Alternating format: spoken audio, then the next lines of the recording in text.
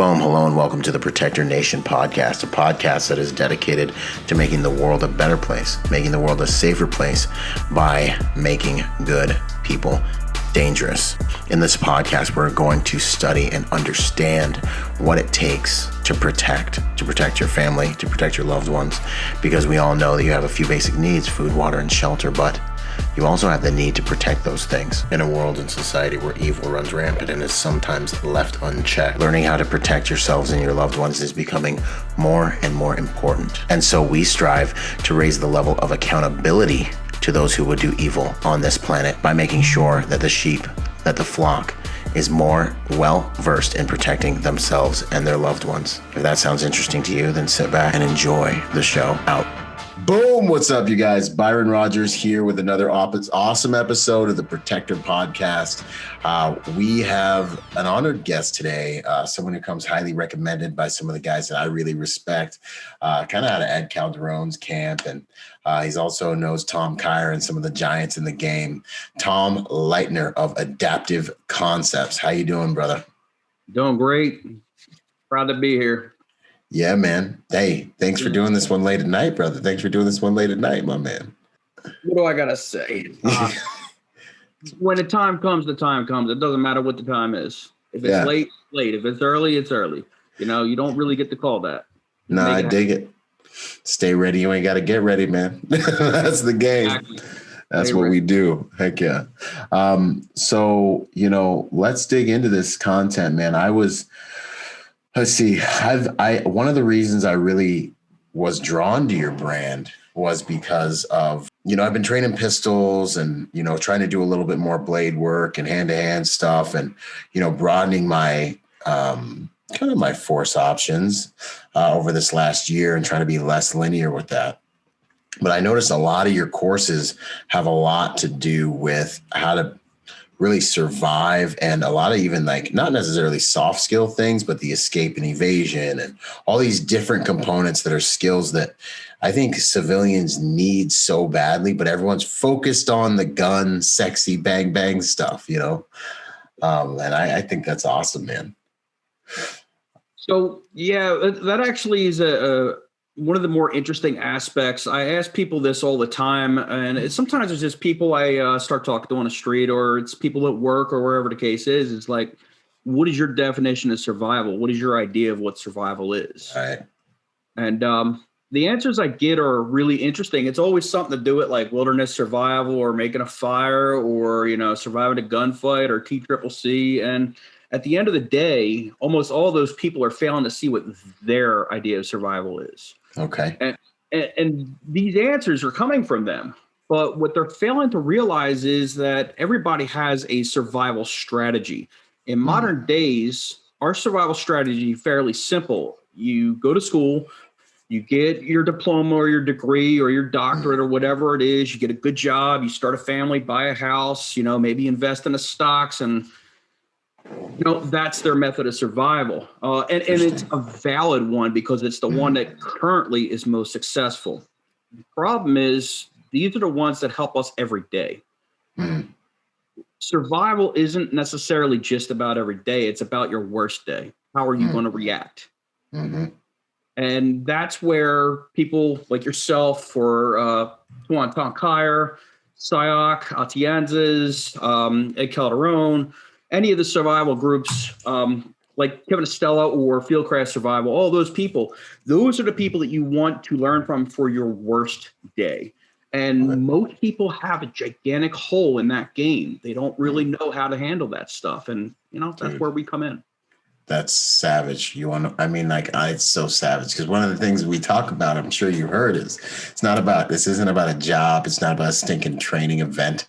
It's about the lifestyle you're putting behind what it is you want to be able to stink and deliver. And, I try to remind people, especially at the end of the training events, like, yo, look, okay, we did it. We got sweaty. We got messy. We got a little bit bloody. But, the dude you're training to face is out there right now. He's out there on the street corner right now. He's in jail earning his stripes right now. You know what I'm saying? Like he's getting his jihad on right now. You know what I'm saying? So he's in the gym maybe right now. You know what I'm saying? He's getting jumped in to his clique right now. You know what I'm saying? Like, and he's going to live that life all the way up until your guys' paths collide. And are you going to have the habits and everything that should go into your life to be able to help you survive that encounter? Or are you going to have like a once upon a time fun training you paid to go and your instructor went gentle on you because he wanted you to come back and spend some money with him? Is that you think that's going to hold up? Yeah, let's buy those belts and feel better about ourselves. That'll help us. Yeah, participation trophy training. What my man Mike Pannone says, something like participation doesn't mean competence, essentially. And I'm like, this is something to be considered, man. That's good stuff. You mentioned your worst day. That's supposed to get you through your worst day. That's so good. Do you have a worst day that you can talk about on here? Worst day actually comes from when I was a child. Good stuff. I grew up in a particularly rough part of New Jersey. I moved a lot before I actually wound up joining the military, but probably my worst day, I was walking through a town with one of my friends who had just came back in the area, and he was not really liked at all. And we thought it was okay. We wound up getting surrounded by about 5 or 6 people, and they had weapons. One of them had a gun. Okay. And it wasn't a good time at all. I really didn't know how to react because at that point, I had never faced weapons. I just started going to work. And fortunately for me, the person that had the gun, like most people that are on the street or young or inexperienced, did not know what they were doing. Yeah. So we walked away from that one. Yeah. That was probably the light bulb moment for me. Right. You know, there's something more out there besides, you know, doing your katas or earning your belts or, you know, playing airsoft or whatever it is in the middle of the woods. There's more to this game. And not only is there more to the game, but there's so much more at risk. Yeah. If you win, you get to walk away. Yeah. If you lose, it's up to the person that's holding those reins at that point. Yeah, man. Yeah, I got a tactical protection review coming that's all about that, man. And I was watching some dude get tuned up on the street, and I was like, you're at the mercy of your enemy if you lose, man. It's a very powerful consideration. Another thing that I've found in this game that's very interesting, trying to like, you know, like empower people is, unfortunately for many of us, it really takes some trauma to get them on this path sometimes. You know what I'm saying? And I don't know. I think a lot of what my brand's about is like microdosing trauma through like videos and digital things just to tap people and be like, yo, any given day, man, it don't even got to be Sunday. Any given day, you'd be sitting in your car and it can go down, you know, sending a text message and not paying attention for a few minutes. And the world can change on you, you know, that Ouroboros, as my man, what's my favorite therapist right now? The Ouroboros says, his name will come to me soon. The guy who wrote 12 Rules for Life. And, Jordan Peterson? Yes, that Jordan Peterson always talks about that chaos that's swimming underneath the surface will come up and get you. So yeah, that's just a consideration for all you out there. Just because nothing's happened don't mean nothing's going to happen. These skills are basic. You need them. Yeah, that's normalcy bias. I run into that a lot. And a lot of people think that they've never seen anything happen before, so it's never going to happen to them until it does. Right. Right. And then you don't have the software to keep up with it. And you're like, you're like, this isn't happening. Why is this happening? Oh, no. And then you're like, what am I going to do? By then, I mean, you're on the right side of bang. You're behind the power curve. And that's why software is so important. The systems we run to navigate these things, man. Yeah, that reaction when something does finally happen. I mean, the first thing that usually happens to people that have never really prepared for that moment is the next thing that happens that gets people to be, you know, the victim at that point. And that's that cognitive dissonance. They, just like you just said, they don't believe it's happening to them and they don't have a proper response. Right. And sometimes they just freeze up. And you see that in some of the videos that both of us have posted. Yeah. People just don't respond. And you're like, what are you doing? Fight back or run away. Use some of that Nike foo or get in there and get some of that gun foo in there. Yeah. But a lot of people like to have a plan as it happens. They don't have that plan prior to the fact. And if you don't plan for these things, you're not going to be able to respond properly. Yeah, you're a victim. Awesome, man. No, I dig it. This is going to be a good one, man. So question number one, I keep it at number one, man. People that follow along with the podcast see it coming, but sometimes I'll be catching people off guard. Who are you at your core, Tom? What's it all about? So who am I at my core? I actually used to ask a question to a lot of people, mostly adults, what is life? How do you define life? And I didn't really get a good answer until I asked a 6-year-old. And the 6-year-old sat there. He really, at first, didn't look like he understood the question, but then he came out with an answer that just stunned me. And basically, life is meant to be lived. And I live every day with the intent of making it interesting enough for somebody else to write my story. And somebody after that who want to read it. And that there's a lot that goes into that. As you were saying before with Two on Top Higher, it's like you want to be somebody that anybody can, you in your circle, in your tribe, can go to and depend on and rely on. Mm-hmm. And that is a very important factor. But how do you get to that point? You have to live life as it's meant to be lived. You have to enjoy it, but you also have to go out there and experience every aspect of it, both the good and the bad. Yeah. And that's who I am. I try to make life interesting. And you take a look at what's going on in this last year with COVID, everybody's panicking and some people are better off than others. Some people are really rough. I've known a lot of people right now that they're just struggling. And I'm looking at this as the biggest opportunity that I've seen in a long time to just live life and enhance it some way, shape, or form. Get out there, learn something, get new skills, meet new people on the internet, I guess. Keep that distance. But I don't let anything slow me down. And you really have to just keep on growing and evolving. And that's what it is. It's just live life. Yeah, man. No, I dig it. I love that, man. It's like, I call it the alchemy of the mind, man. I'm going to make everything that happens serve me and serve the mission, So, no, I dig that, man. Life is meant to be lived. Live life. That's good. Because a lot of people let fear stop them from doing that, Like, they just do. They fear it, or they get put inside that box where they think they have to just go to that 9 to 5, clock in, clock out, watch a football game, maybe barbecue on the weekend, and that's it. That's not living life. That's participating. That's surviving, right? How did you get into what you're doing? That was a bit of an interesting story, and it comes down to networking, really. After I got out of the Marine Corps, didn't do anything super significant in the Marine Corps. I was a mechanic, did a little bit here and there, got out, and I realized, I'm really good at teaching stuff physically. And I wanted to get into the gun game. And the first group that I came across was On Point Tactical. And I got really excited because they were in New Jersey, and then kind of let down because there was no gun stuff. It was all wilderness survival and urban escape and evasion. And that's what got me. Yeah. I started taking classes with them. I apprenticed with them, Kevin Reeve, for a little bit. And through Kevin Reeve, he linked me up with Tom Kyer. Okay. From there, I just started linking up with former Navy SEALs, Green Berets, some Delta Force guys. And I would realize at that point that it's really important not just to find people that are capable, but people that actually know how to teach the material as well. Yes. Because sometimes you get some of the best, most skilled people in the world, but they really don't know how to break it down to a point where you can actually learn it. Yeah. And they're like, do it. Just do it. Like, pick up.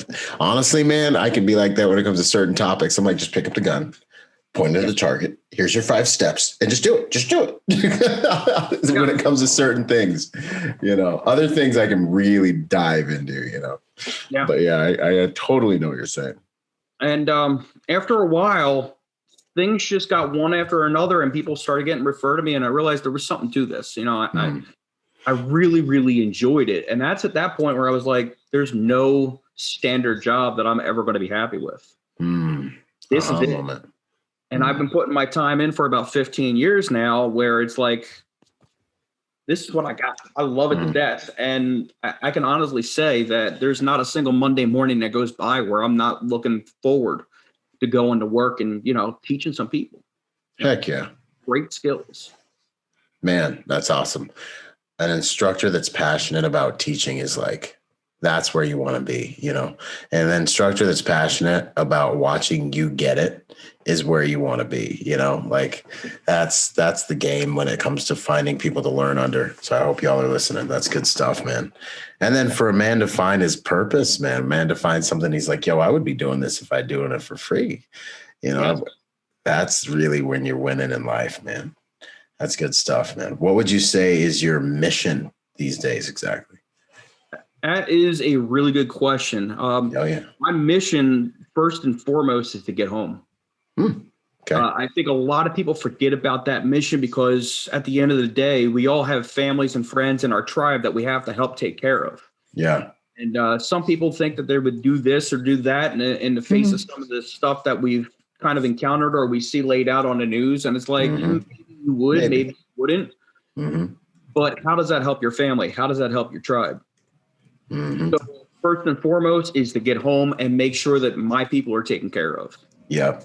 My next mission is finding where my weaknesses are and then just attacking them and making myself a better person every chance I get. As we hear a lot in SIOC, and Juan Tom has talked about this a few times. It's about killing your clone.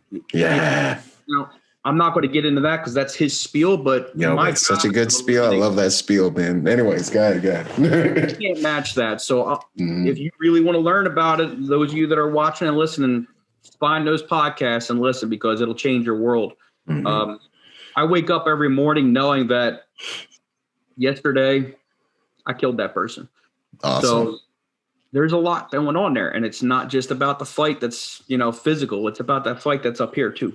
You have to learn. You have to expand your mind. 100%, man. No, that's my mission. Yeah. No, when I started doing these kind of tactical protection reviews, I'm like thinking that I'm going to be talking about techniques and tactics.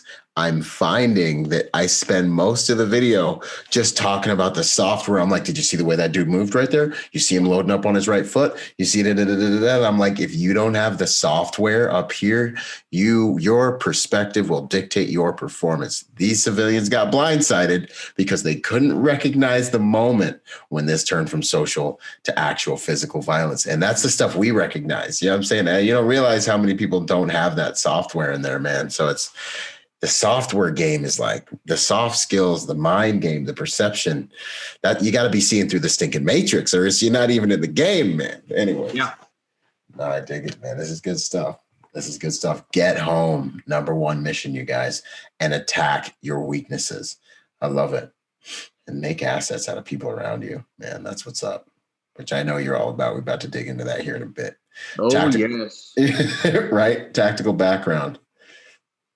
Tactical background is, I would call unorthodox. I come from I like it. a childhood of delinquency. So I never got caught. Yes.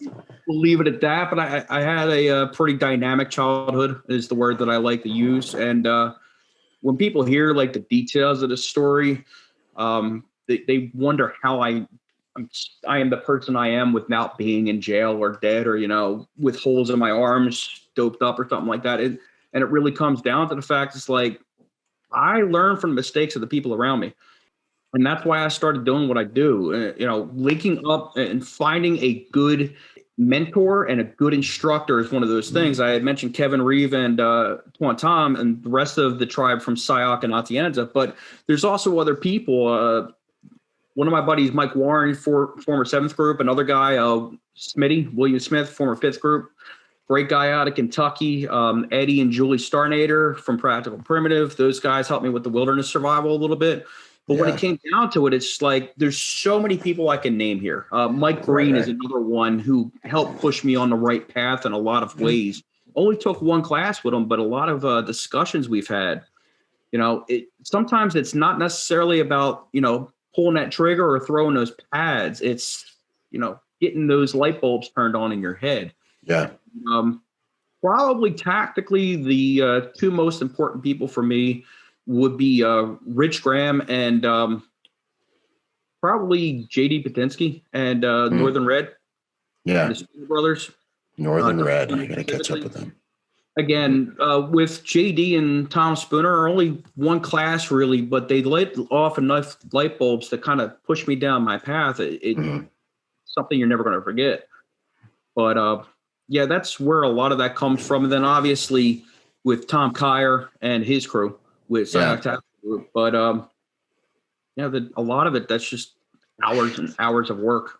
Yeah, no, and I think that's very significant, especially in the executive protection realm. I have a lot of guys ask me like, hey, man, can I still do this work without having a military law enforcement background? Or is your event open for like civilians, And I'm like, dude, the protector events are open for anyone who wants to learn the art of protection. Good people, making good people more dangerous, more willing, capable, and prepared. That's our mission. And it's like, you guys, this is the age of stinking information. Make no mistake. Bad guys got computers, okay? They are getting after it. They are consuming this trash. They're coming better at their craft every single day. The battlefield's evolving exponentially. This is why I love Ed stuff too, man. But it's just like, you guys get the information, get the training, and sharpen your edge, because you can get a really sharp edge with some focused time with the right people, man. And it's huge. It's huge. It is. And one of the things I like to kind of remind people is back in, I guess it would be the early 2010s. Yeah. We had a trend, and I'm not going to name anybody because it wasn't necessarily their fault, but I called them YouTube warriors. They would go on YouTube or they'd buy DVDs. And they would start replicating all these drills and whatnot. And like, if you aren't experienced, you're not going to get anything good out of those drills because you're missing the minutia. You're missing the specific details that make that drill effective. Mm-hmm. And I could tell those people right off the bat, all the ones that learn off of YouTube, and I'm not knocking them because sometimes that's all you got. And if that's all you got, work with what you got and then move forward and try to figure out, okay, how can I improve this? Who do I know, or how do I get in contact with those people that'll help you out? Experience also is one of those things where, YouTube will take you so far, but eventually you're going to have to put it to the test and see if it actually works. Yeah. 100%. Does it work or doesn't it? Yeah. Sometimes that magic juju you saw on YouTube. The magic beans, man. Yeah. Sometimes it'll work. Sometimes not so much. And that's the thing, man. And that's literally, so what is it? Was it the Germans, or was it, I want to say it was Napoleon Bonaparte that talks about the fingertip feel that you need to get for the battlefield. You need to get this feel for what's actually going on. And you can't get that just through the auditorium. That's why with the Protector Symposium, like this year, I was like, okay, the symposiums are cool. We're working software. Now I got a hard skills component. That's what Tom Kyer is going to be, one of the instructors. Yeah, he's going to dispense information and knowledge from the podium. Next 2 days, we're going to go ahead and whip it on and get hands on, man. So that's that. For that exact reason, man, I changed the whole format this year. It's because we just know there ain't nothing like putting a little pressure on it. You know what I'm saying? I went to a knife fighting class recently. We're all doing, practicing with our partners. And then they're like, okay, we're going to simulate a knife fight. Here's your tool. Here's a white shirt. And it's like, did anyone implement anything they learned in the class? I don't know. Maybe not. You know what I mean? Because, the replay. Yeah, man. So you got to get that fingertip feel so you can even become inoculated and learn to think enough to implement this trash, It's very interesting. Inoculation and proving what you have just learned is actually learned are two very critical points. Yeah. And if it can't be tested at speed, man, Craig Douglas, if it can't be replicated at speed, I don't know if it works, man. That's good. Take a look at a lot of places that train, and I kind of, not to kind of rag on them at all, but a lot of places just people paying for an adventure to say they went there and did it. Right. But do they really have the capabilities, like you said, to replicate it to speed and make sure that it's effective in the real world? And most of the time, people take those classes and that's where they stop. You got to keep it up. These are perishable skills. Yeah, the habits, the lifestyle, man. And guess what? The bad guys are out there scrapping with each other right now. And they know what works and they know what doesn't work. And they're inoculated to it. And they synced it before with a T. You know what I'm saying? So you got to stay on point. What would you say about PSYOC as a knife fighting overall way or discipline?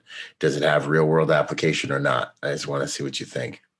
So I've been training in SIOC now for about 5 years. And one of the things that jumps out at me is SIOC is not just knife fighting.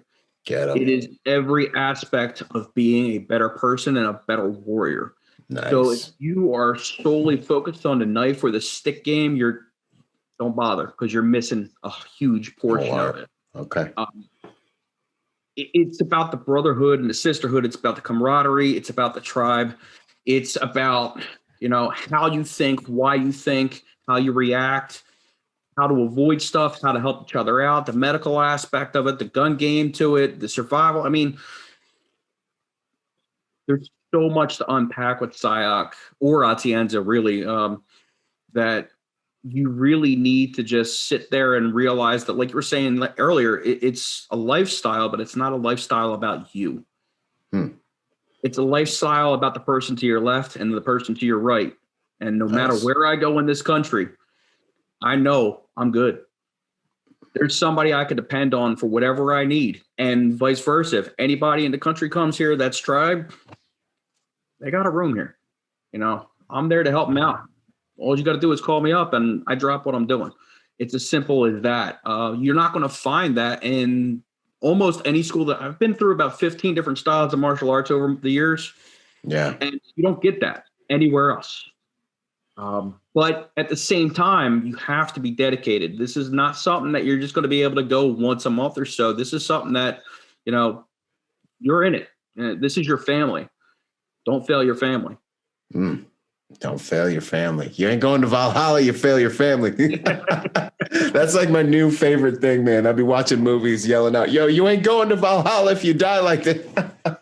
Anyways, that's good. No, that's good stuff. Better down on your feet, not on your knees. 100%, man. Every single time. Absolutely. So being an asset, what do you mean with that? I see it around in your brand a lot. Break it down.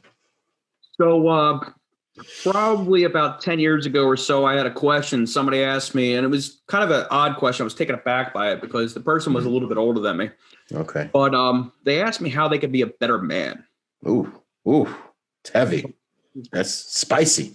It is. And, I hadn't actually been posed that question. So I was like, let me digest that. Let me think on it. And the first thing I told him was like, go take a dancing class. And it kind of threw him back. And it's like, if you know how to dance, you know how to move. If you know how to move, you can do everything else with ease. It's very true. That's very true. That's really good advice. Go take a dancing class. Plus, ladies like to dance. So yeah. The next thing, though, and this is the one that kind of really drove it home for him, is I ask myself in every single group that I'm in, whether it's at work or my group of friends or with the tribe or, it doesn't matter where I'm at. Mm-hmm. I look around me and I ask myself a very simple question, but it's also really hard because most people can't answer this without injecting ego and pride. You need to get rid of those. Are you an asset to this group? Or are you a liability? Now, that answer is going to have a lot of work regardless of what you answer. If you're a liability, you need to find those people that are better than you in whatever area you're a liability at and learn as much as possible to become that asset, because that is your job until the day you die, is to improve yourself, to make yourself somebody that others can look to for help, for anything really, for leadership, for mentorship, for guidance, just for support. Sometimes people just need to listen. And sometimes you're the person that has to open up your ears. But either way, you need to put in that work and you need to find those people that are better than you. Because at the end of the day, if you look around you and you're better than everyone else, you're doing something wrong. You're in the wrong room, man. You're in the wrong room. It's time to up your game and surround yourself with better people. That doesn't mean get rid of those people. That means you need to surround yourself with better people that are more capable than you, because I guarantee you there's a bigger fish. Yeah. Oh, yeah. There's always the other answer, though, is actually I think is more critical. It's more important. If you're an asset, if you look around and you're an asset, you need to find the weakness in your group of people and you need to make sure that they're on your level. So you've got a lot of work to do, because sometimes These are concepts that people are not ready to accept. Interesting. Very interesting. And you really need to work hard to get them on your level. Every time I look around, my question is always the same, but my answer is always different. And because of that, I've been able to surround myself with some of the most, I would say, unsung heroes this world will never know. And, they've driven me. They've been a guiding light for me. They've put me on the right path that has made me who I am today. And a lot of the people that know me personally, like outside of that, they look at me as, if the apocalypse happens, I'm coming to your house. Yeah. Like, I hear it all the time too. What do you have what do you bring into the table? And they're like, what do you mean? I'm like, well, you're either bringing a lot of ammunition and guns and like food supplies and stuff like that, or you're bringing skills. Yeah. What weighs more? Oh yeah. So if you're bringing all that stuff, okay, I can work with that. But if you're not bringing anything, you better be bringing skills to this table. Be a liability. They think that I'm the most whatever person in the world, and I laugh at them because I know who I've surrounded myself with, and I am not even a drop in the bucket compared to those people. Yeah. Like I have so much work to do all the time. And, I like it. I like the challenge. Yeah, no, we're the same like this, man. I every once in a while, I get people kind of saying things about me and I'm like hearing them and I'm like, dude, you don't understand, man. I'm like so mediocre, bro. Like I talked about it this morning on my little stories. I'm like, you guys, when you live in a world that'll tell you you're special for just being here. The reason I'm up at 4 a.m. hazing myself in my garage is because I know I'm not good enough. Yeah, I mean, like I am not good enough yet. I got to do something about that. I'm a better version of myself than I was yesterday for this. But listen, there's a fat version of me chasing me. There's a stupid version of me chasing me. There's a mistake-ridden version. I'm like sitting here and I'm like, the intimate awareness of imperfection is what drives me to fight for progress. Like that's guys like us. We're not. There's no enemy at the gates necessarily, but this is the war I think every warrior should be stinking fighting every day against weaker versions of themselves. You motivate me, bro. I'm sitting here. I'm supposed to be interviewing you, but this is the stuff, man. Yes. That's good stuff, man. And I'm like in the middle of the stack at the shooting competition. Like, I'm like not the guy, I just want to make a contribution and look at what an average man can do just by wanting to make a contribution, y'all. Like, get after your stuff, And it just takes a little bit. It doesn't take a lot. It just takes a little bit. As long as you're moving forward, you're still moving forward. You're in the game. Yeah. You get to respect yourself at the end of the night. You were talking about that discussion you had with that post you had this morning. Yeah. Where you're hazing yourself. I actually had an interesting epiphany last night. You ever hear that phrase, it's better to be a warrior in a garden than a gardener in a war? Yes, I love that one. I did a deep dive on that last night. And what I realized was, a warrior can always go and pick up the tools to become a gardener. Yep. A gardener cannot just become a warrior. Nope. Now, don't get me wrong. I know some gardeners, they're a little out there with how crazy they get with, their gardens. And that's cool. But that isn't something that's hard to really learn compared to being a warrior because there's so much more to that. So the question that I was posed was, what happens when the war is over? And the answer just came to me. It's real simple. Tend your garden. Yep. It goes back to being that asset, right? Yeah, man. Yeah. And what your garden is, it could literally be your garden, but it's also your family. It's your seed. It's your tribe. It's everything. You got to tend your garden because until the next war, you got to keep those tools sharp. 100%. And you got to keep that growing. Yeah. And that's your new war. That's your new fight. Find your new fight, man. That's my book's all about, man. That finding meaning after the military. It's find your new fight. A warrior without a war is purposeless. And without purpose, what do you do with things you don't know what the purpose is? You throw them away. You misuse. You misuse them. You abuse them. You eliminate them. And that's a good one, man. The whole way you put that was perfect. No, that's good stuff, man. How would you say, so if someone was listening to us and was like, well, I want to start becoming an asset, where would you say they start? First thing you have to do is take a good, long, hard look at yourself. We were talking about that question I asked earlier. Are you an asset or a liability? Somebody comes to the conclusion that they have some holes in their game and they're a liability. Yeah. They need to take a little, they need to swallow down their pride and need to figure out where they need to work. Sometimes it's, physical. They're not strong enough. They're not fast enough. They don't have the endurance. Maybe they had injuries. Like I've had 2 blown ACLs. I've had complete reconstructions a couple times. I got some back issues from the military where it puts me down and out for a while. And, it doesn't stop me. It may slow me down, but I'm still moving forward. And at the end of the day, I have to work to get to that level again. I'm constantly working and striving to become stronger, to become faster, to be able to last longer in that fight. And that would probably be the most obvious one. That's one you can do, 20, 30 minutes at 4 o'clock in the morning while you're hazing yourself in the garage. Right. The next part of it is you really need to start looking into not necessarily philosophy in the classical university sense, but you need to start asking yourself, where is your line? Okay. Once you know where your line is, where you don't want to cross it, then you have to start working to perfect that point so that you never get to that line. Because if you have a line you're never going to cross, then that is a limitation. And if you don't have enough tools to keep you away from that line, you're going to run into some problems down the road. So where is that line? My line is actually very, very fluid. I have a bit of a concept about morality, but the next part really is, all right, can you handle yourself with saving lives? So one of my friends, he wanted to get into all this. He actually asked this very question. I was like, well, the first thing you need to learn is everything that we do, all this stuff with guns, with Brazilian Jiu Jitsu, knife fighting, stick fighting, whatever you want to call it, it's all geared towards violence. But at the end of the day, all of that should be with the end goal of saving lives. 100%. So if you're going to save lives, the best way to save a life is to learn how to do it, because more often than not, you're going to find somebody in need instead of being attacked.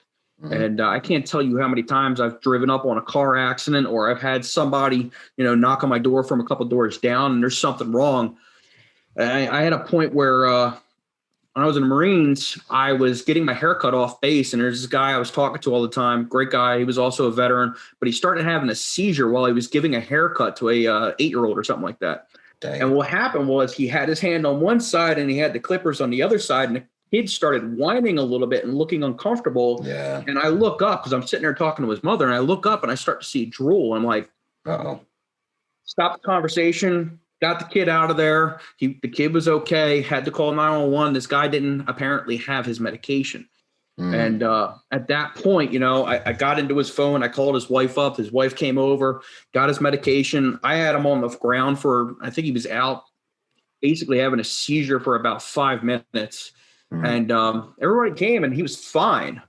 But the mother didn't know how to react. And this is her son with somebody that has clippers being pushed into the side of this kid's head. Right. So how do you react to that? She froze. I acted. Right. So it's about saving lives. If you can't save a life, you have no business taking a life. Right.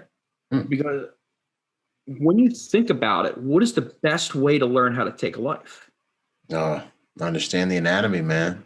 Exactly. So it has a dual purpose there. When you start learning how to save lives, you see how the body works. You see what actually breaks the body and what doesn't. Then you start learning about how to go after and just end that fight as quick as possible. Because again, we should be saving lives, not taking them. Now, granted, sometimes you need to take a life to save a life. Right. That's the way the game is played sometimes. But your end goal should be saving those lives. So look into some kind of medical training, whether it's your EMT, volunteering for that, or going to get that first responder from Red Cross, and then just keep stepping it up over and over. I actually sent my buddy. I'm sorry? Little by little, man.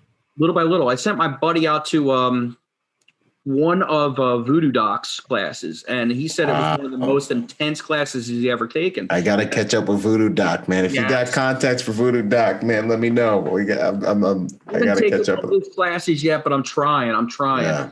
But he went out there and was like, if you're going to get into this, the first thing you have to do is learn this stuff. And I looked up a bunch of stuff, and I was like, go to Voodoo Doc. He's got what I'm looking for. Went there, and he's talking about how he had to go and put tourniquets onto somebody that was fighting him at the same time while he has a dog, like a Belgian Malinois, barking like 3 feet from his face, trying to rip his face.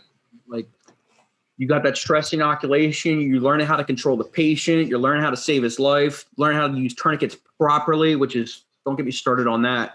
Right. And being in control of yourself in that stressed environment. Right. When people don't live stress lives, you have to go and find that stress. Yeah. But it has to be controlled, and it has to be safe. Once it gets more and more stressful as that time goes, you'll start to realize that you're not the same as everyone else. Yep. Yeah, this is such good stuff. Something happens and everybody else is just, they don't know what to do. And you're like, all right. It's a slow Tuesday. Yeah. It's a slow Tuesday, man. It's like, all right, let's get this done. Let's save something. Let's get to work, you know? Right. So yeah, saving lives is the first thing that I would definitely focus on, but you have to get into some realistic kind of fighting education. And that's been one of the bone of contentions with me since I was a kid. I would go in and I did, you know, Korean martial arts, Chinese martial arts, Japanese martial arts, I all kinds all over the place. And one of the things I realized is none of this stuff really works when you put it to the test.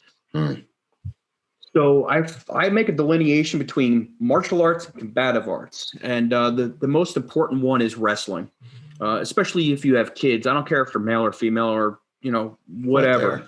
Yeah. Get them into wrestling, because when you learn wrestling, you learn how to be hard, you learn how to react, you learn how to control.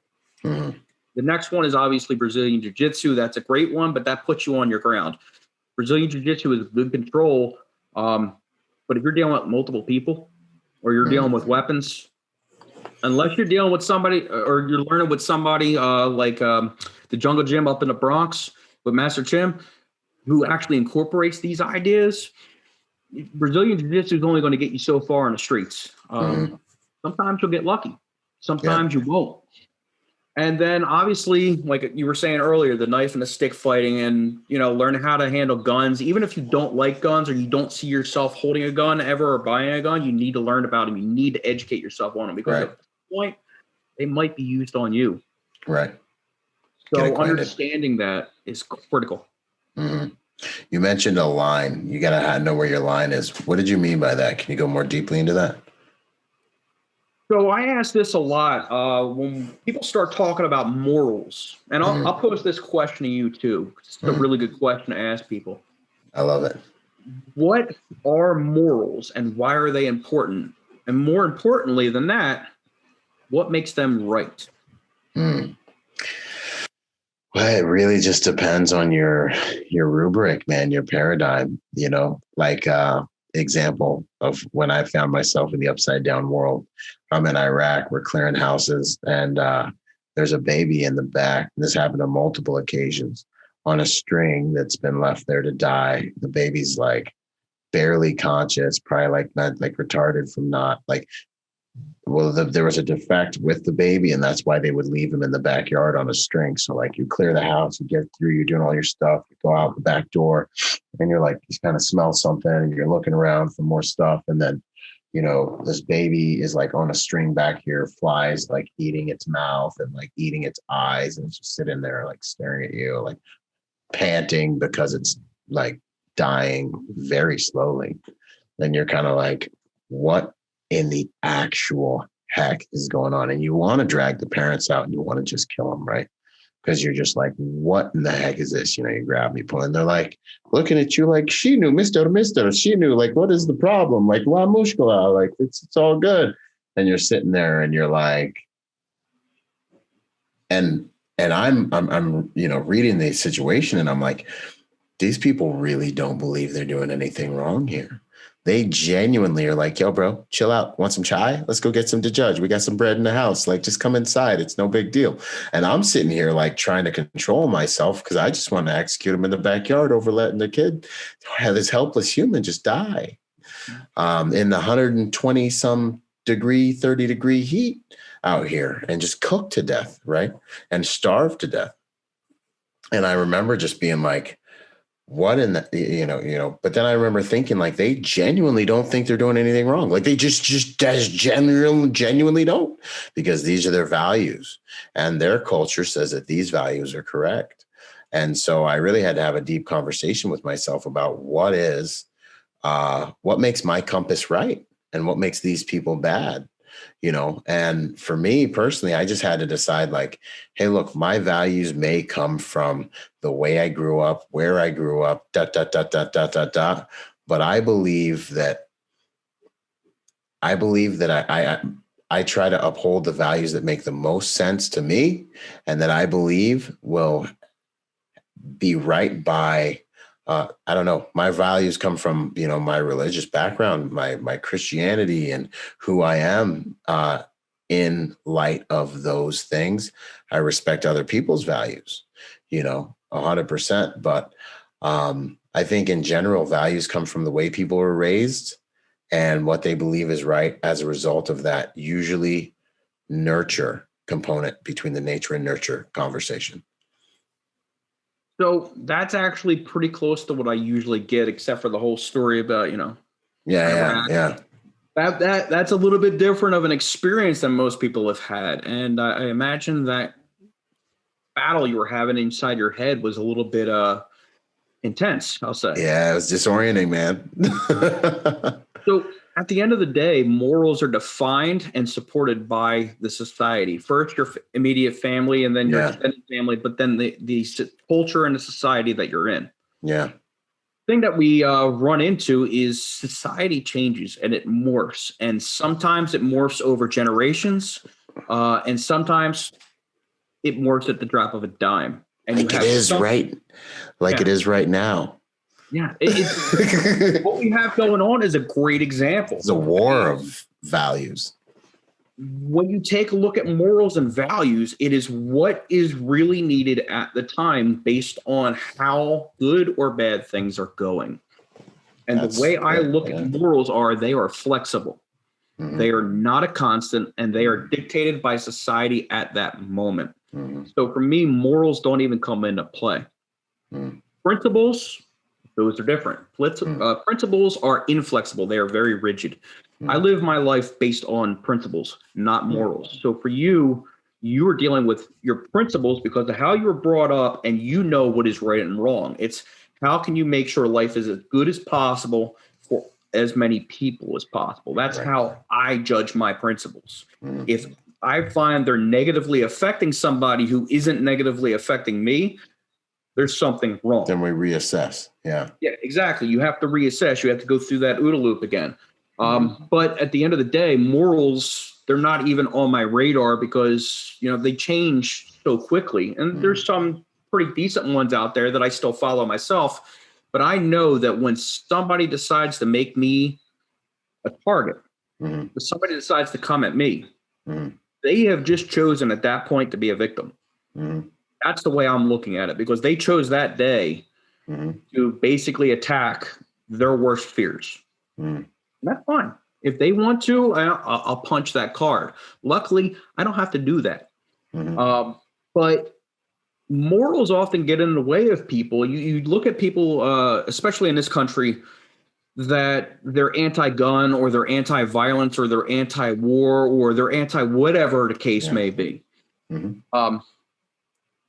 And I've seen it so far on my Instagram feed. People are calling the attacker or whoever they're, bitches or they're pussies or they're not really men or whatever the case is. And it's like, okay, that's cool that you just called them that. Do you think they care? Yeah. Like, what do you know about that, man? Yeah. Do you think that's going to help the situation at all? If somebody's attacking you, are you going to start calling them names, hoping that their moral compass will kind of realign and be like, oh, wait, I'm doing something wrong. I'm sorry. That's not the way the world works. So Principles are how I like to live my life. Yeah. Morals, they come and they go. Yeah. The morals that we deal with today might not even be there tomorrow. Tomorrow, we can see something where we have a grid down situation and it's every man for himself. And now my moral compass is striving to figure out whether the family that's in my backyard stealing my food, do I kill them or do I save their life? Because all they're trying to do is survive too. Right. So what do my morals say? Well, my morals say, hey, let's roll the dice and see what they can do. What do my principles say? My principles say my family's more important. Mm-hmm.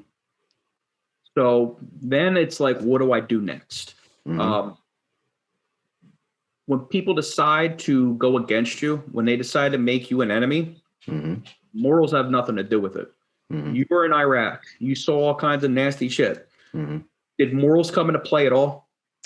You know, I think this is one of the biggest tripping points for a lot of vets too, man. I was having a conversation on the couch while we were watching this last UFC fight with a dude, and he was just like, how do you feel about the things you did in Iraq? And I was like, man, I feel fine. Dudes were trying to kill me. They were there to kill me. I was there to kill them. We were playing the big game, man. You know, the only things I'm a little bit scribbly about were like little skirmishy, childish things.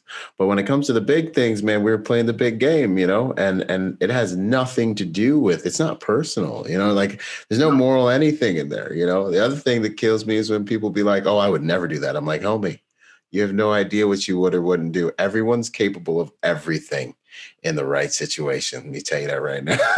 like I've seen, I just can't even I would never. Like, guess what? You can only meet people as deeply as you've met yourself. And I'm going to tell you right now, there's a whole bunch of yourself down there in the darkness that you probably ain't swammed around with yet. Maybe not, but probably. When people say they never, you know, you're right. Nobody knows. Like, I can sit here and talk to them blue in the face about what I would or would not do. Right. But until the moment comes, that conversation is pointless. Yeah. And, you know, when you think about that, it's these people that are so solid in anti-violence, they wouldn't even defend themselves. It's like, well, then you just volunteered to be a victim. Yeah. I mean, I'm sorry, but yeah, like your belief in gun-free zones, no one cares. Nobody cares.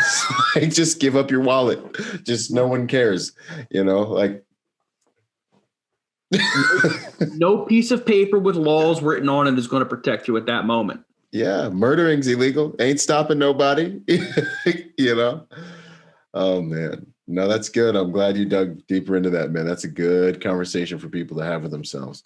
When you talk about becoming a monster, what do you mean by that one, man? I love it. That's a good one. I was listening to Jordan Peterson on the great Joe Rogan show. Yes, sir. And it took me into a deep dive. And he said you have to be a monster in order to actually, be a real man. Yeah, in order to kill the dragons, man. You got to kill those dragons, but at the same time, it's like, what does that really mean? You have to be capable. In order to be capable of great violence, you have to really study all this stuff. You know, in order to be what I call a civilized monster, you really need to dive deep into the darkness. When you dive into that darkness, you're going to have two instances. The one of them is, how deep does that darkness go? And then how dark is that darkness? You need to be very, very comfortable in that darkness. Should not live there. Just go on vacation once in a while. Don't fall in love with it. Don't do it, because you can. You can. You stinking can, especially if it, And I've lived in that darkness for a little bit, and you know what? There's not a whole lot of goodness in there. There's not a lot of light in darkness. Yeah. So, you know, when you live there for too long, you kind of get lost in the dark. So you need that flashlight. You need that beacon, so to speak. Yes. Being that monster. There is a line, and I don't know if Jordan Peterson said it or somebody else, but a person capable of great violence has the choice of whether or not to fight. Yeah. A person that decides to be harmless doesn't have that choice. Right. And I was talking to somebody at a holiday vacation, and we're talking about why I'm always looking into this, why I'm constantly training all the time as much as I can. And at the end of the day, I come to him and said, like, look, At this point, right now, there's nothing to stop me from murdering everybody in this room. I have said this before in counseling. It's so good. I'm like, if I decided to, there's nothing anyone can do. And everyone's like, exactly. Go ahead.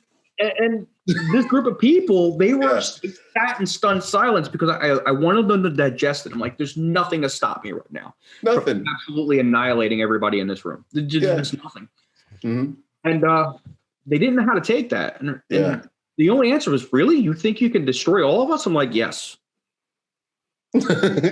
Like, do you want to find out? And they're like, what? I'm like, we can do this right now. And I won't even go hard. I'll let you live. I'm not even going to break anything. I'll just do what I do, and then we can see where the pieces lay. And they didn't take me up on that, and I didn't expect them to, because all of them were pretty, nonviolent, leftist type. I don't want to use a dated term, but they were hippies. Yeah. Good people. I love them to death. Very funny, very intelligent. But completely clueless to how the real world worked, because they are always secluded. Like, these are people that have never lived outside of a house that was under $500,000. Yeah, they're in the bubble. They're like, oh, I'm a person of culture. I've been all over the world. I'm like, yeah, but you only stayed in the tourist areas. Yeah. Like that's not the world. That is the tourist area. That's basically the icing on the cake. Yeah. And when you get into that cake, sometimes you're going to find that cake is rotten. Right. So it's the Disneylands of the world. Yeah, it's like, if you want to go on vacation, I get it. You want to go on vacation, you want to relax, you want to have a good time and all that. But you take a look at somebody like Henry Rollins. Henry Rollins just picks a spot on the map and is like, I'm going right there. And he stays away from those tourist areas, because you don't really learn anything about culture. You don't learn to respect different people, different viewpoints. You don't really get to see what the world is really like beyond the touristy areas or beyond TV. I want to see what the world is really like. I want to see how dark it can get so that I can bring my light with me. Yeah. So being a civilized monster, I try every day to make myself more dangerous. I try to become as dangerous as possible, with the hopes that I never have to use any of that. Because there's somebody out there who, like you said, they're training, they're getting, jumped in, they're in jail and they're fighting for their lives. Or, we have different parts of the world right now, like Africa or some parts of, Russia or China or, North Korea. And all they know is hardship. And then they decide, hey, that person looks like a good target. I'm going after them. Yeah. Your job is to make them regret that decision. Yeah. So how do you do that? You got to put in the work. You have to put in that work. No, that's good stuff, man. And I think too, most of it is, harnessing that darkness, man. Like, I remember when I was younger and I was getting into scraps and stuff, I really quickly realized I was able to achieve a higher level of violence than most people much quicker than they could. And that was like my extreme advantage before I started training things. And it really equaled the playing field out quite a bit. And I really started to realize that, like, this whole tool or this energy, and being able to, like, what do you know about yourself if you haven't, like, hazed yourself, or you haven't gone on your and to your transcendent rep and died on, on the mat or on the bench, or died swinging that kettlebell, like, what do you really know about yourself? And then it's like, I think now the job of the warrior, how do you go into the darkness and bring the light if you aren't inoculated to the darkness? You know what I'm saying? Like, sometimes I have a hard time identifying with the sheepdog concept, because I'm like, I don't know if they're, like, gangster enough. You know what I mean? Like, I got a werewolf tattooed on my stomach. That's kind of more my vibe. You know what I'm saying? Like, I'm like, yeah, man, like, it takes a wolf to catch a wolf, like my boy Lonzo on training day. You know what I'm saying? Like, because I just find that if you're going to kill the dragon, you have to be able to go into the dark woods and go into that chaos and be inoculated and sit there in it and hold space for people and bring order into that chaos. And you have to be strong enough to be that gray spot, that right in between the two, and hold that space and push the light forward, man. And you're not going to do that. And there's different types. Like, I see it in cops, especially. Like, there's some cops that are just, like, totally good dudes and, like, really good. They're like the sheepdogs.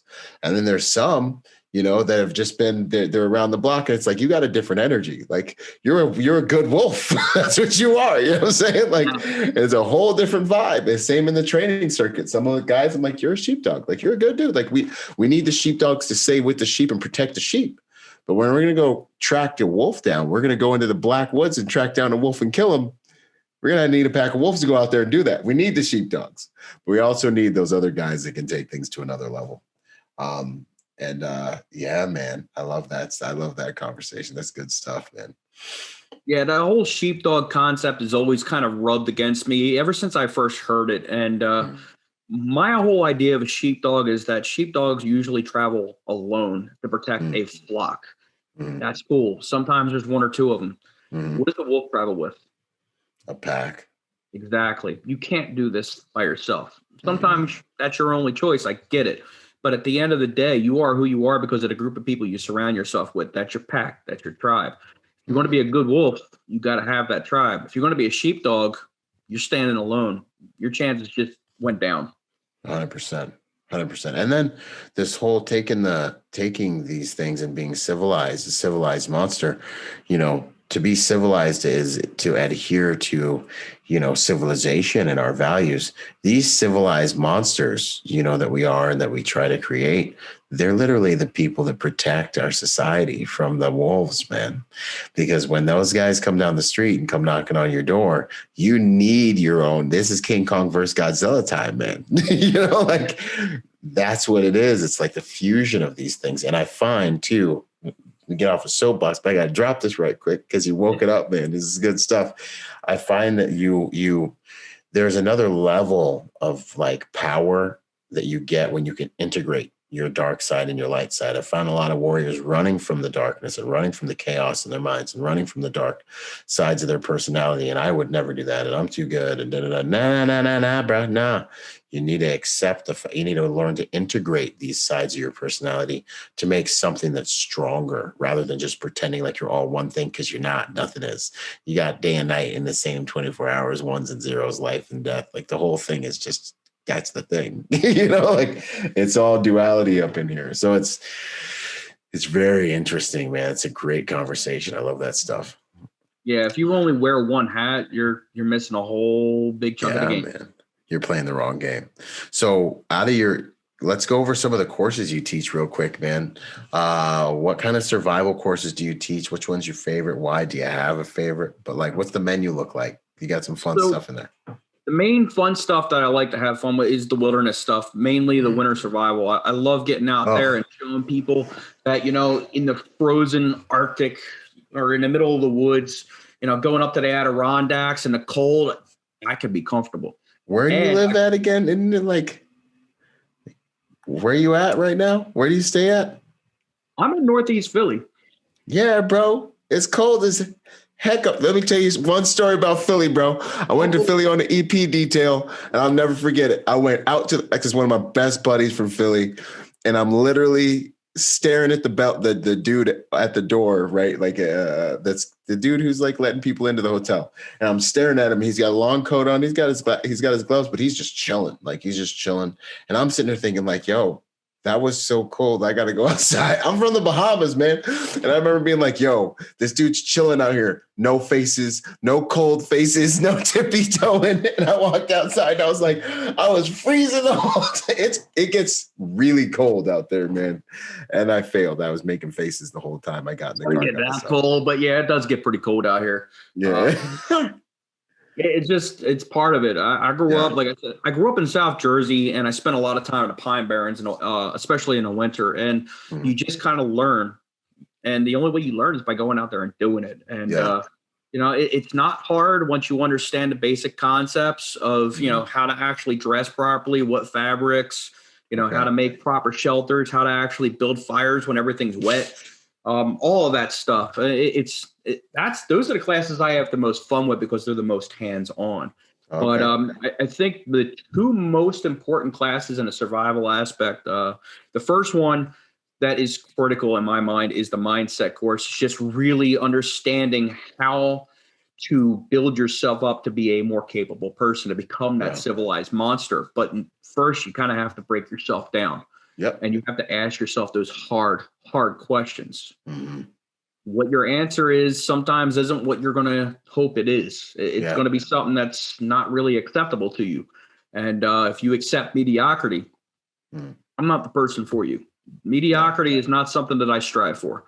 So that's the mindset one. And that's, like I said, it's going to make you ask some hard questions. And that's the one that really changes people. The one that I think is probably the most fun outside of the winter survival one, though, is I have a counter custody and environmental exploitation or manipulation course. Yeah. And it's similar to a couple of courses that are out there, but I go on a deep dive on how to avoid those situations and then what to do once you're in them using your environment. Okay. I mentioned them before, Eddie Starnader and Julie from Practical Primitive. They planted a seed that has grown, and what they said was the more you know, the less you need, and knowledge doesn't weigh anything. That's good stuff, bro.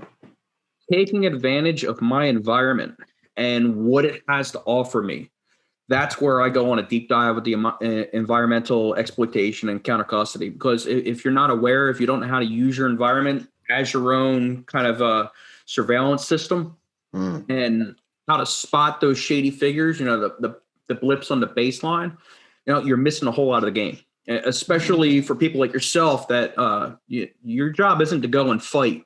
Your job is to avoid the fight and protect your person, your client. Bail. Yeah, man. Get out of there. If you're in the middle of a fight, you're already, you failed your job. Doing some things wrong. Yeah. Yeah. So that's where I come in. It's like, how do I get you to avoid those situations entirely? And sometimes it's really simple. It's like, okay, do you really want to go to that seedy bar and everybody's getting drunk and having fights at all the time? Do you really want to go over your friend's house where every time you go over there, there's drugs laying out all over the place and a half-eaten cheeseburger on the floor from 3 months ago? And no, you want to surround yourself with good people and good environments, and you want to try to do things properly. But sometimes we don't have control over that. Good example, and this hasn't happened in a good while. Yeah, but in Philadelphia a couple of years ago, there used to be a lot of attacks where there's 20 to 100 kids rolling around the street, and they just pick one person or a couple and they go off on them and they just violently beat them almost to death. In one case, somebody did get killed. When you look at those situations, it's like, okay, I can't avoid this because, they just picked the right spot and I'm in the wrong place at the wrong time. What do I do next? That's where I come in. That's where I start putting those pieces together, how to get you out of there. That's huge, man. That's huge. I want to do something I want to call fastball. I haven't done it before, but I want to look at some of these courses and I'll say a name of a course and you in like just a few words, just boom, like the premise, like a principle, something quick, right? Scouting 201. So that one is about invisibility. It's about stalking in the woods. Yeah. It's about being unseen and patience. Nice. Environmental exploitation, counter abduction. So that one right there is knowing your environment in the city and taking care of yourself and using it to your advantage. Awesome. Evasion and improvised tools. This one is taking a deeper dive on using the environment around you and the people as your own tools. Sometimes we don't really use the resources around us to the best of our capability. And other times we do. This is where we start looking at how to use those people, whether they knowingly are helping you or not. And then sometimes it's also about being able to spot something and making a tool out of it, whether it's lock picks, whether it's a blunt object, whether it's a stabbing, like an edged weapon or a puncture weapon.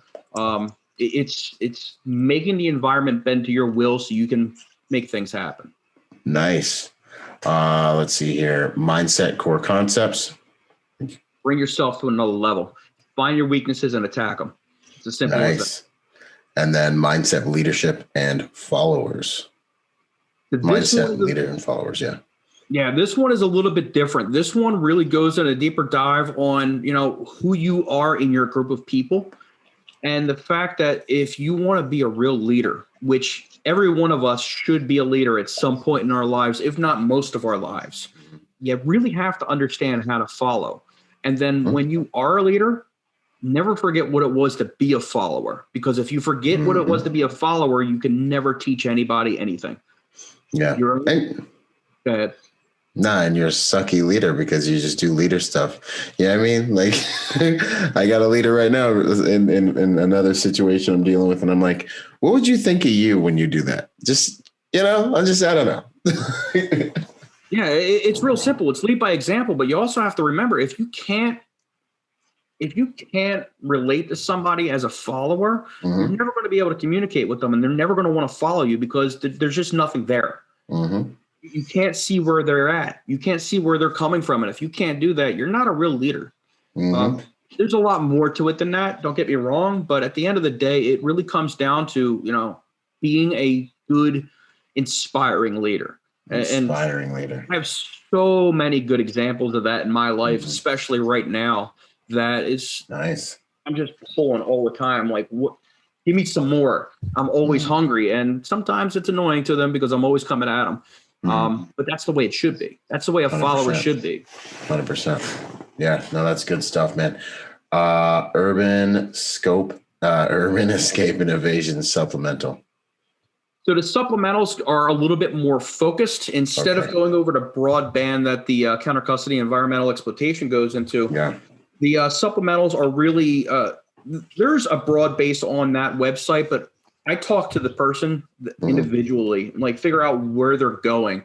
And then we started taking care of their concerns and their focus and saying, hey, what can we do to make this let's step this game up a little bit. And sometimes that's going to be, physical security, defeating that stuff. Sometimes it's going to be living on the streets. One of the things that I did. Living on the streets. Yeah. Like one of the things that I had to do, like just try to get the real deal is I had my my driver's license on me, and I had a cell phone without a battery. Okay. And basically, I lived on the streets for 2 weeks. That's it. I had no money. I had no access to any of my accounts. I had nothing. I had to live on the streets for 2 weeks, and it was an eye-opening experience because you really get to see who these people are, the homeless population, and you also get to see how perceptions change. Once you actually look like you fit in, once you actually look like the untouchables, as I like to call them. Interesting. What regular society does and how they treat them, how invisible you come, and how they'll actually take advantage of you. While I was doing this, I went to a church, and this church was a really good church, had a great reputation. And I went there and I lit a candle, and I've never really been big in the religious community, so I didn't understand that if you light the candle, you have to donate like $1 or something. And so the guy the usher or whatever they call him comes up to me. He's like, "Hey, you realize you got to pay for that, right?" I'm like, "What do you mean?" He's like, "You got to put a donation." I'm like, "Well," and panhandling, all I had was like a $20 bill. And the guy was like, "Oh, that's fine." He takes the $20 and he puts it in the donation box. And I look at it and I'm like, "You realize I'm homeless, right?" I'm like, and that's all the money I had. He's like, "Yeah, don't worry about it. Don't worry. It's a donation." I'm like, "So you just took food from me." Any access to anything I could possibly need. And mind you, it is 19 degrees during the day at that point. And it's like, golly, bro. What's going on here? Like, I understand when people will ignore, they walk past, they won't make that eye contact. Yeah. All that. I get that. Okay, fine. Yeah. When you see somebody that's down on their luck and they're struggling and you just take all of their money, you're like, "Hey, this is for the Lord." It's like, that doesn't seem like something the good Lord would do. So I had a conversation with nuns, and their nuns were kind of taken aback by that too. They wound up giving me the money back, so that was good on them. And that's why I'm not naming them, because they helped me out a little bit. But that guy was standing outside for the rest of that winter, whether it was raining or sunny or shiny, he was out there. And it's like, good, because I hope you learned your lesson. You just took advantage of somebody. So that was probably one of the most eye-opening experiences for me, was living on those streets for 2 weeks.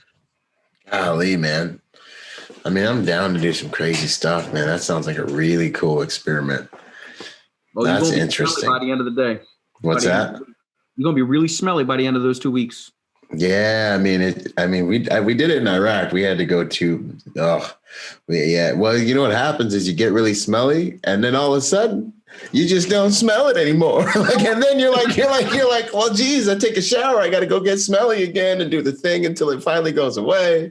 Yeah. Oh man, that's funny. You come up to those pile of clothes that haven't gotten in a washer, and you're like, whoa. Yeah. Once you flip back over to civilized and then you go anywhere near any of your other stuff, you're like, how did I even? Yeah, it's an interesting thing. And then you got a lot of rifle and pistol courses too, which is awesome, man. That's good to go. No, that stuff. Yeah, the rifle and the pistol ones are interesting. I'm not trying to be no super tactical guy. That's what the people that have real experience downrange in the tier 1 classes have. Those guys, I'm not. That's them. My goal is to make people as safe and capable as possible up to a certain level, so that if they decide to take those classes at those higher levels, their job is a lot easier. So they can hang, man. Keep up. Nice. Well, we talked about your hardest day, so I'll go right into what do you think your proudest moment has been on your journey, brother? That's an easy one for me. The easiest one. So a while back, I was in Kentucky and I was teaching a bunch of kids at a cadetting organization, and I was running their one of their mostly elite programs. It's also one of the toughest programs. And this kid wound up, he was really intelligent. He was actually doing pre-med stuff when he was like 16 years old. Wow. So he's Filipino. He was born here, but his mother was born in the Philippines. And probably about 3 years after he had left my course, he went back to the Philippines with his mom to meet his extended family. And he gets off at the airplane, he gets into the driver's car, and they're driving. And after about 4 or 5 turns, he realizes somebody 2 cars back is following him. Good essay. Good situational awareness. All right. So he tells this driver, and the driver's like, all right, I'll lose him. And so they drive around for about an hour, and they finally lose this guy. Drives around for like another half hour, making sure he wasn't just really good at what he was doing, and they go home. So they pull up to the house, and the car was waiting for them at the house. They jot down the license plate number, and the driver's like, look, I'm going to stay in the car. You're going to run to the house. Do what you got to do, but I'm going to stay right here in this car. If something happens, I'm hitting the gas pedal, and I'm going to run them over. They run into the house. Guy never does anything. Drives off right then and there. Like, all right, all is safe, all is good. About a week. Yeah, maybe. About a week later, they pick up the newspaper, and that car and that license plate is on the cover of the newspaper. And here they were actually kidnapping American tourists and holding them for ransom with Abu Sayyaf. So because of the training, and he actually wrote me back, and he was like, hey, he explained the whole thing to me. And I'm missing details here and there, I'm sure. But he was like, yeah, because of what you taught me and to be aware of these things, you saved my entire family. And the way I look at that is those are ripples, because not only did I help him, but because of my influence and education of him, it's spread out to save other people's lives. Yeah. And that is my proudest moment. Hands down, man. That stuff's so priceless. That's good. That's the stuff, you can't put a price tag on that stuff, man. You really can't. When you see your craft, the work of your hands, by the grace of God, do stuff like that in the world. Those are the highest deliverables, man. That's good. And this all coming from a kid that did field hockey and wound up coming down with rhabdo. He started training, went to the hospital. His proteins were through the roof and everything else is bad. He was in rough shape. And he refused to stop training even after that. Wound up showing up at graduation in a leg cast and crutches. Good man. Never gave up. Outstanding. Yeah, man. I love that stuff, man. That's the stuff that's really what it takes, man. I hope more people in this upcoming generation adopt those principles, man. Because you got to look yourself in the mirror for the rest of your life. And it should matter. It really should. Heck yeah. One of my new questions I've been digging is who would you, I know, right? Who would you nominate to come on the podcast? Who do you think would be good? A couple names come to mind. The first one that comes to mind would be Master Chandler Justin Garcia. Okay. He put out a book, Tribalnomics, that just hit Amazon today. He is one of the more interesting people I've ever met. He is an absolute savage. Tribalnomics. That sounds so good. Okay.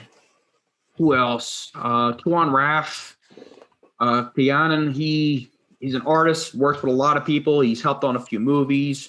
One of the best martial artists I've ever met. What's his name? Raphael Pianin. Tom Pyre will be able to link you guys up. Okay. Let's see here. Bill Rapier from Amtac. Yeah. He's a solid guy, former SEAL 6.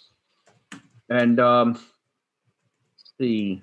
That name. You know what? I'm trying to track Bill Rapier down right now. Actually, I got his email address. I've been popping red star clusters, so hopefully we'll be talking soon. Actually, we're going to do I'm hoping to do some stuff maybe around some of these projects I got coming up. Yeah. Matt Fiddler with Searpick. He's another guy. He's really close with Ed Calderon. Okay. He's a fascinating guy. Very, very humble. Nice. And probably the last one is Kyle DeFore. That name also rings a bell. Yeah, he's another SEAL guy. I haven't met him personally, but I've been following him for a while, and a lot of close contacts, cross paths there.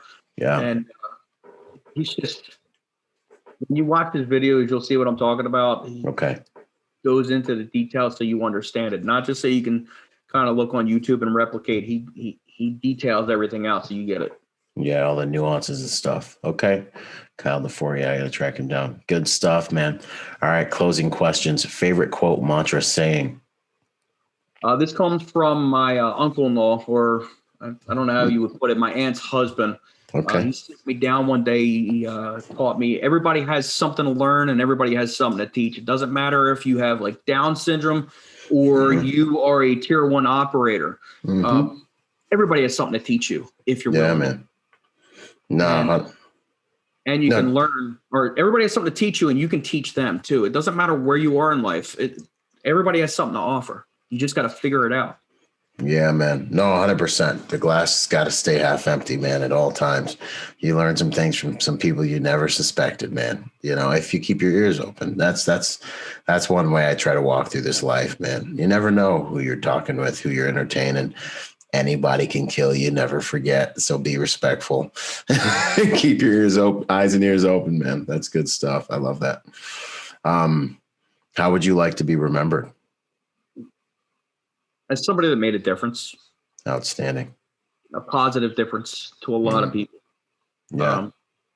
Like I said, I want to be remembered. I want my life to be so interesting and so outstanding that people want to read about it for generations to come. If that's not the life I'm living, I'm doing something wrong. So I strive for every single day. Yes. And it's a daily thing, man. Don't let a day slip by. That's what I think a lot of people do wrong. That's a daily full stop. Here we are, 24 hours. Live like we're going to die at the end of the night. And to be clear, I'm not saying that because I want to go down in history or anything like that. That's irrelevant to me. What I'm saying is I want life to get boring.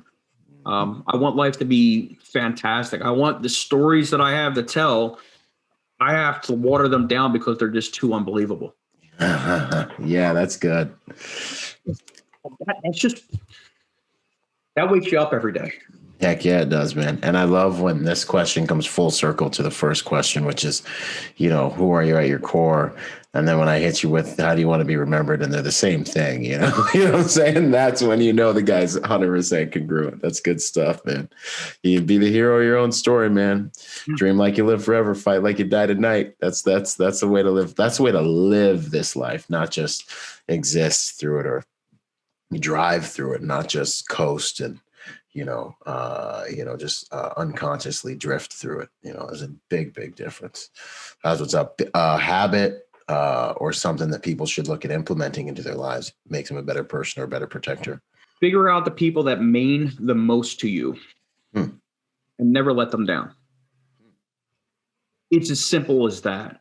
Because as soon as you start letting people down, that actually means something to you, that you value their opinion, then you know something's wrong and you need to work really, really hard to get it back. And that's always going to make you a better person. So when you choose the people you surround yourself with, make sure that you're surrounding yourself with people that are worthy.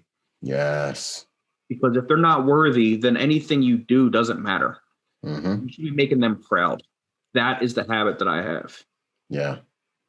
I look at, we bring up PSYOC quite a bit because they're a big component of my life. But like two on Colin Ryan, the two on council, Jeff PSYOC, Rich PSYOC, Tom Kyer, all of them. Pat Konsing, two on Raf, and Richard, all of them, especially Salak Tess. It's like who we are represents everything we come from and all of the ingredients that are coming in our lives. And what we do with those ingredients means everything.